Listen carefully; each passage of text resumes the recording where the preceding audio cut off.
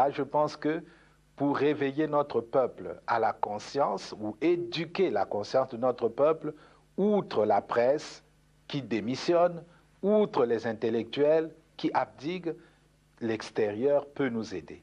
Quand on est engagé, la peur s'estompe. Quand on n'est pas engagé, la peur occupe le lieu qui devait être rempli par l'engagement.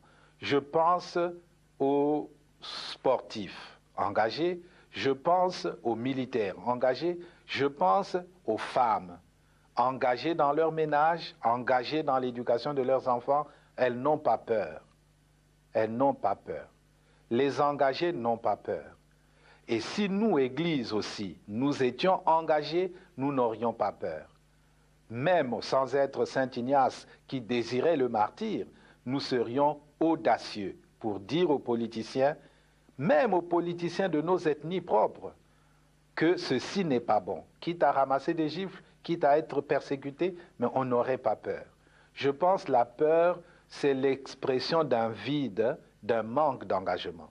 Et donc d'un manque d'amour. Parce que celui qui aime ne peut pas ne pas s'engager. Quand on aime Dieu, on s'engage.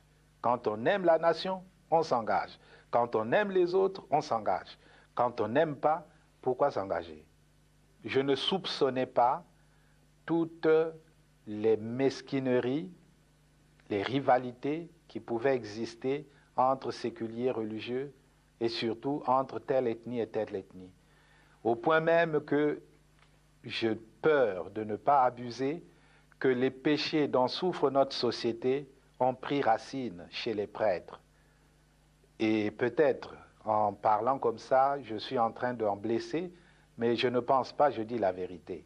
C'est-à-dire, beaucoup de nos prêtres sont inaptes à exercer la prêtrise, dans la mesure où le cancer dont nous souffrons tous, c'est-à-dire le tribalisme, a des racines dans leur cœur.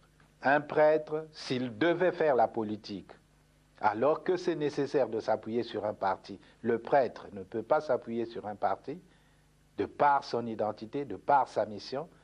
De même, un prêtre qui conçoit son sacerdoce en fonction de son ethnie, ou comme en politique, qui prend la politique ou le sacerdoce comme lieu de valorisation, il se dénie et il faut prier pour nous parce que ces mots sont tellement enracinés et profonds en nous que nous-mêmes nous en sommes inconscients. Donc il faut nous aider et c'est là où, pour revenir aux questions antérieures, l'extérieur est utile. Moi, Laurent peut me dire que ça, c'est pas bon. Quand j'étais nommé évêque, j'ai écrit à tous les amis jésuites, est-ce que le Saint-Père s'est trompé? Et je suis allé le lui dire d'ailleurs, que je pense que malgré vos succès, Saint-Père, vous vous êtes trompé en me nommant évêque. Bon, il a souri, puis il me dit qu'il avait consulté tout son entourage, qu'il n'y avait pas d'exception, d'objection, mais qu'il savait que j'allais souffrir, par conséquent, il fallait qu'on prie pour moi. J'avais écrit à tous les jésuites. C'est peut-être une erreur que je sois évêque, ou c'est peut-être une usurpation de ma part. Ce sont les autres qui m'ont dit non, c'est ta vocation, c'est ta mission, il faut l'accepter, il faut porter la croix.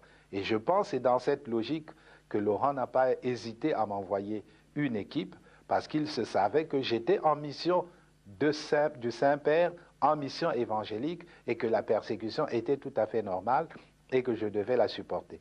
Dans les groupes de prière, beaucoup savent que tel leader, ce n'est pas un envoyé de Dieu.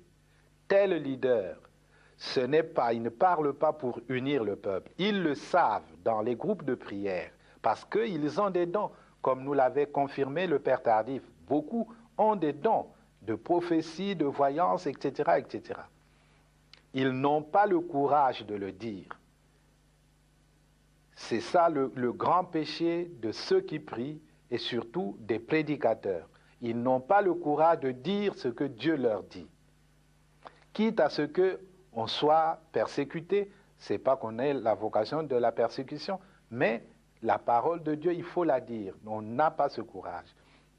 Deuxième handicap, beaucoup de ceux qui ont prié excusez-moi de dire cette révélation, ont dit que j'étais, disons, l'élu. Il fallait que je fasse ma mission. Ce sont seulement les sectes qui ont eu ce courage de venir me dire, tu es en bonne position, c'est Dieu qui t'a appelé.